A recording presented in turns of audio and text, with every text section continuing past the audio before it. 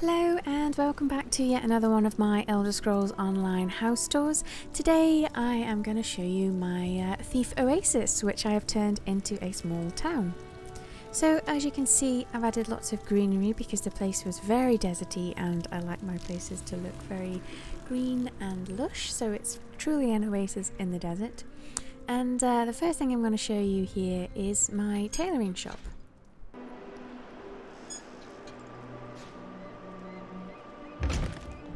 So when you enter through this door, you can see there are various things around the shop, such as the clothing station and the weaving machine there in the corner. Lots of cloth, leather, and sort of cotton around the place. And then over in this corner here, you've got that tapestry thing from doing that Elsewhere achievement where you have to find all of the pieces. And this bit here, I was originally gonna furnish the bit here and not have it as a solid door, but I kind of ran out of slots because I think I'm at like 699 out of 700, so I very much ran out of slots. So I just closed that off with that door, and then on that little platform there is just kind of like a dressing area, or where you would adjust the clothes. So heading back out into the outside space, into the street, I guess you could say, I'm going to head across the road and pop into the bank that I have made. I know that the stuff is kind of spread out, so it's a little bit inconvenient because it's not all in the same place, but I quite like that it's, it makes sense more as a town, even though it's less user-friendly, I guess you would say. So yeah, heading into the bank, there's just that desk when you come in where the clerk would sort of, take your queries and whatever. And then if you want to withdraw any gold, Tithus over here is ready to dispense the coin, I guess you'd say. And you can see there are plenty of golden busts and paintings back there as well. You can't actually jump over the counter. I made it so that you can only you can stand on the edge of that little round thing that he's standing behind, but you can't actually get in because of that metal grate, so yeah. So then next door there is the blacksmiths and the woodworking workshop. I wanted to put both of these in the same place because then at least any of the crafting that's like that is sort of together. So yeah, you walk in and there's a load of materials and stuff over here. I am actually saving the final slot in this house for that really big pile of logs that I think is coming with Greymore, which I'll put in here. But yeah, this is the woodworking bit here. You can see more boxes, more supplies, yada yada yada, and then a massive saw over here, just because it's a woodworking station. So yeah, this is a pretty simple place. I filled it with rugs because the idea was that it'd be easier to just pick up the rug and, fling all of the bits of sawdust outside the door rather than having to sweep it all up all the time. Yeah, this is my favourite bit. I think I gotta say, it's my my little forge.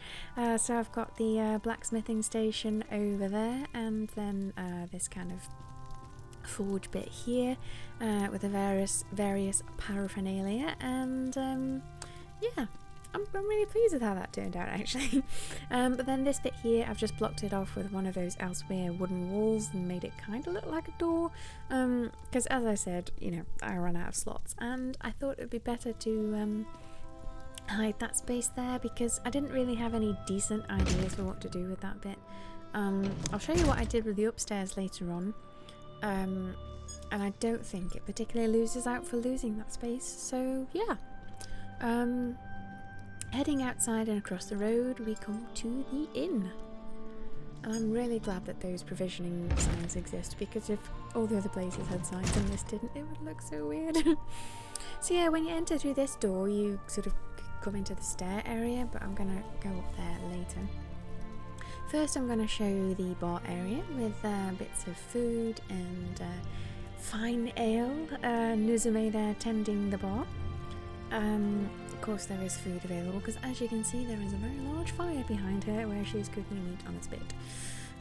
This area here is just kind of the tavern bit where you can drink, and there's a stage back there for bards and plays, I guess, if you wanted to act out a play on there.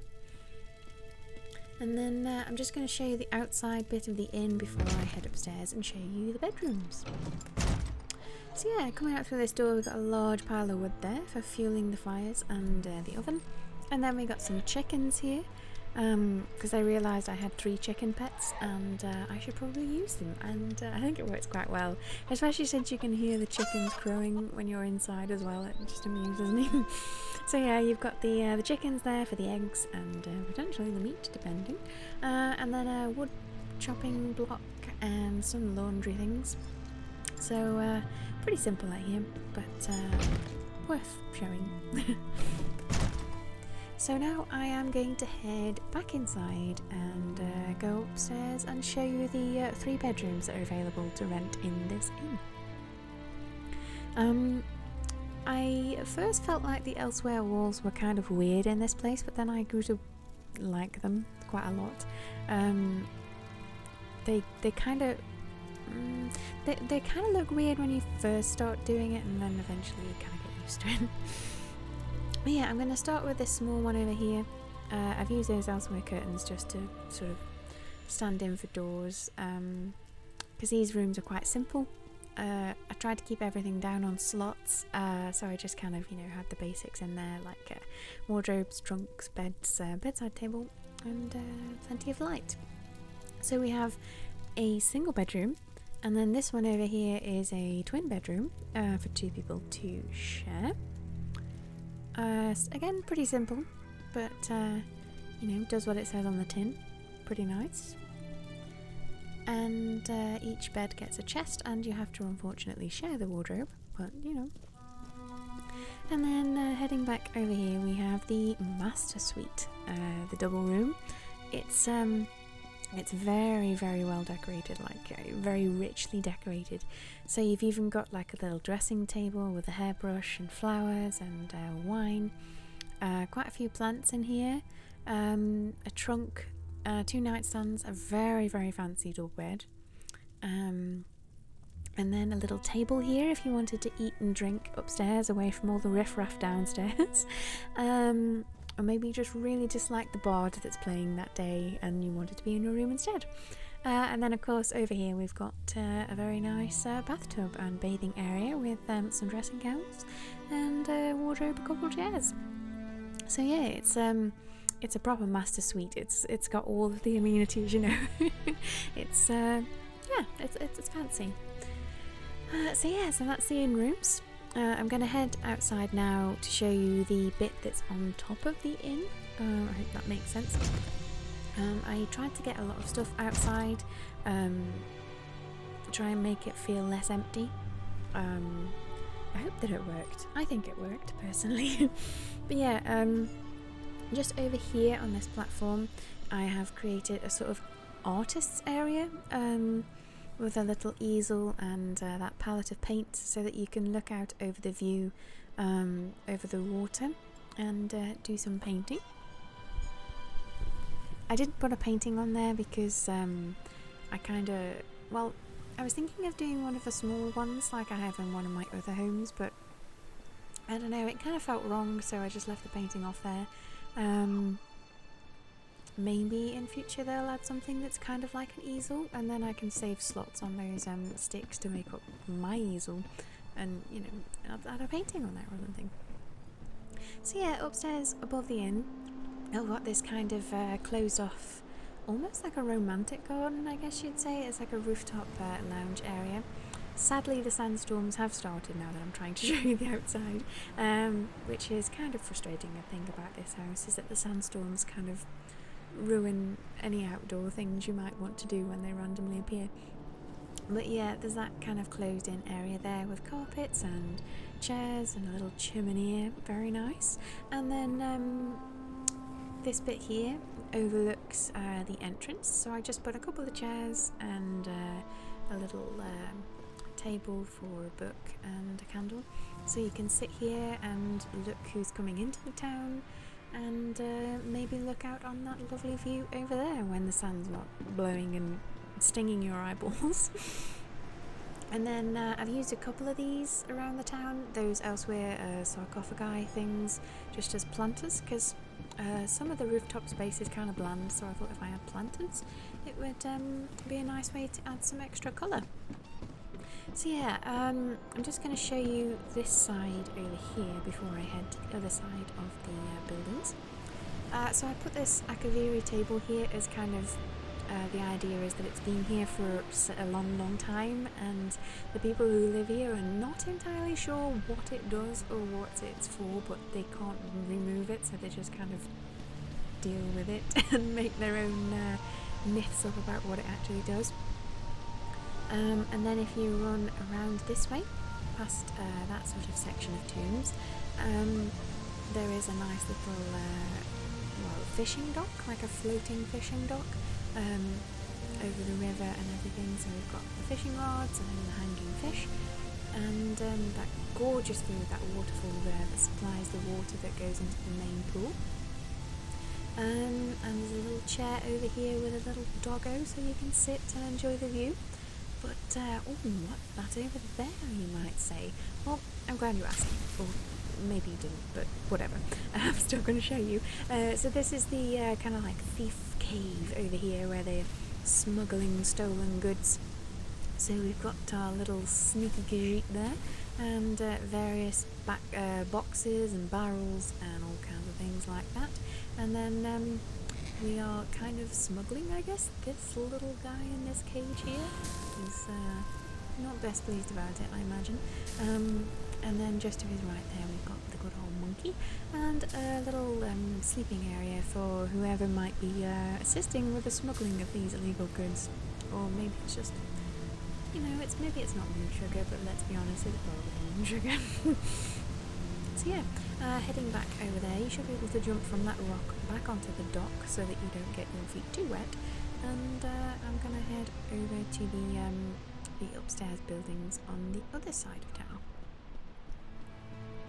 I have to say, I really enjoy the view in this place. It's just, the sandstorms I can understand, but I wish they were less frequent, if that makes sense. They kind of, they're very unpredictable from what I can tell from how long I've been building here, and they tend to come at the least opportune moment, which is kind of frustrating. Like now, when I'm trying to film this video, I was hanging around for quite a while, and then it stopped. I did the inside bit, as you saw earlier, and then as soon as I come outside, the sandstorm's back, so what can you do? So yeah, heading upstairs on this side, I've got more planters outside, don't need to worry about those. And then heading into this building, we have a purely residential place. I wanted to make it a bit more grand, but as I said many times before, I ran out of slots. So yeah, it's not as fancy as I would hope, but I've got this nice little kitchen here, various bits and bobs all over the place. And yeah, I'm fairly happy with the kitchen. Just, as I say, I wish I could put more details in there, really. Then we got a nice fancy dining table here, an indoor planter in the corner, just to add a bit of life in here, because it was pretty bland before I put that in. And then a couple of sofas, and a little table to put your books on. And then, of course, that massive tapestry on those wooden walls there. In this corner here, we got some boxes of various things. The Sithis statue, take from that what you will, and a bit of laundry. And then here, finally, we have the bedroom. I did kind of want to put like maybe a desk in there and stuff, but yeah, slots. But yeah, you may have seen in there that I use those wooden walls upstairs to get rid of what was the staircase that led down into that other bit that's I've blocked off from the woodworking and blacksmithing place, and I think it looks okay. So yeah, heading up here, you can see we've got one of those Elsewhere tents and the provisioning station, which is fully usable, as is the seat behind it if you wanted to sit there, with the idea that this is like where the poorer people in the town are living. So you can head up these stairs, ladder, and then down this ladder, and you can get to a place where there are a couple more sleeping bags and also a thief trove, So, I mean, are they poor or are they just on duty? Oh, up to you.